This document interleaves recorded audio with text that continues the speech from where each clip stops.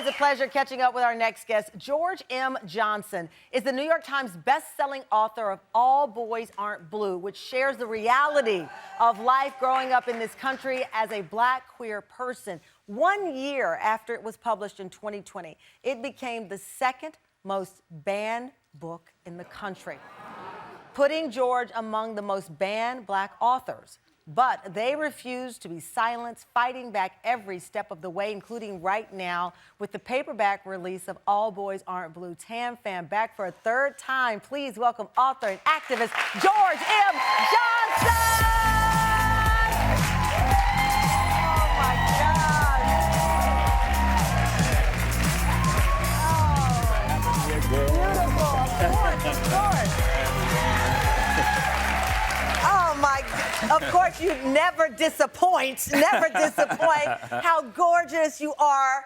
First of all, Time 100 Next List. Yes. Bravo. Look at you there. Yes. You were featured in Harper's Bazaar Icon issue. Yes. Look at you there. Yes. And you were... And you were nominated for an Emmy last year for the audio recording of your book. Yes. I love it. First of all, everything you say, I hang on to every word. But I know this personally when you said, I don't take any moment for granted. No. You don't take a single moment of this for granted. At best case scenario, what did you think was going to happen here? You know, the book came out, I was like, okay, even if just one person gets the message, then I'm okay with that. Yeah. And I even wrote that in the book, and that's something that I've always stuck true to. Like, if it just reaches one person, then I did my job. Oh.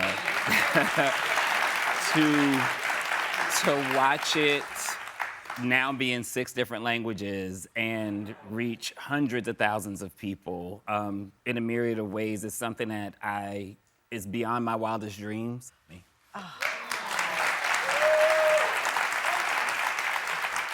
As I said, you were part of our show when we talked about books that were being banned across the country.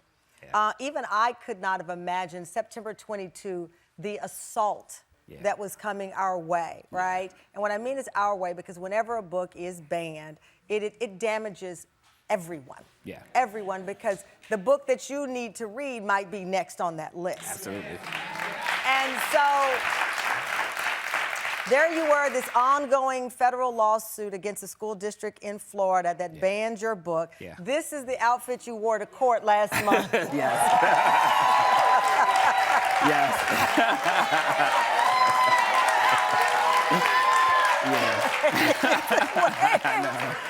Wait, I'm gonna be the neutral reporter here. So, what were you messaging here? You know, when we first filed the lawsuit, I made a joke on Twitter, and I was like, all right, I'm gonna make sure I put my court bob on, because I don't know if y'all have noticed, but like when Cardi B would go to court, it was always the bob, the bad suit. When Meg Thee Stallion went to court, it was the bob and the bad suit. So I didn't put the bob on, but I was like, I could still put it on, you know? And so I was like, if I'm gonna come to Florida, I wanna make my presence shown, and I also wanted to stand out in the courtroom so that the people who were on the other side knew that I was there and knew that they weren't gonna ignore me and in the ways that they try to ignore me in the real world. So I wanted to be the brightest in the room and take up space. I love it because it also tells me the serious nature of this all, and we know the impact of it all. You have still managed to smile in this and have fun with this because you are so protected from there and from a woman in this room, your mother Kay. Yes. She was in the audience talking about how your message needed to be heard. And there she was defending you in front of everyone. You had a standing ovation there. And what I love about that is so often, which it is true, many LGBTQ plus queer kids are abandoned by their families, but so many others are not. Yes. Are not. And that's not to diminish the struggle at home, but I love to see the other side of it, that everyone is not abandoned. Yes. And there are so many like you who have people like your mom rooting in the building. Yes. Yes. I love that. And Kay, why were you so confident that George's message needed to be heard? Because you don't stifle your children. Your children are who they are. God gave them to us. We mold them. We show them which way to go. And when I saw who George was becoming, well, Matt, I call him Matt. When I saw who Matt was becoming and I saw what Matt was talking about, he was always very outspoken. And so I knew always, I got to fight with this one. Yeah. Because he's going to say something and somebody's going to say something back and it's going to be the wrong thing. I've even lost friends over things they may have said about LGBTQ, and I don't need you because you're not going to discredit my child.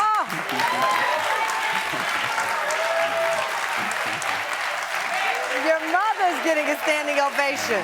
She deserves it. Listen, I know who I'm gonna call when somebody says something about me in the comment section.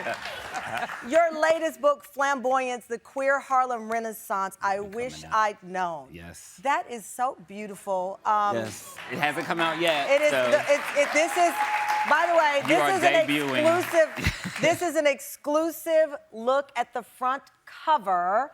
Why was this important for you to say this is next? This is next up. Yeah, I'm very big on the idea of going back in the past and telling the stories that were either incorrectly told or where our ancestors' stories weren't told completely at all. Wow. And so when I thought about what All Boys Aren't Blue had done, I feel like that's the present. And it helps the future, but it's like sometimes we need to go back to the past to also retell those stories too, because they give us a roadmap and they give us a blueprint of where we are today and how we got here today. And the culture of the Harlem Renaissance, it's like, I wanted people to understand you don't have blackness without queerness, you don't have queerness without blackness. They all go hand in hand together. And so in creating this book, I wanted to create my own Harlem Renaissance. It's my version of the new Negro. So I wrote poetry for it, it's essays, it's fully illustrated. So it's not just about the Harlem Renaissance, it is giving the future generation the Harlem Renaissance. Oh, I got goosebumps. I'm telling you, thank you so much. It's been an honor to know you. Thank you for having me back. Thanks, y'all. You, as I said to you at an award ceremony, I am so proud that my child lives in a world where someone like you exists as one of our leaders. That's it. All Boys Aren't Blue is out now in paperback, and guess what? You're all going home with a copy. George, thank you so much. I am so proud of you. I love you so, oh my God. Give it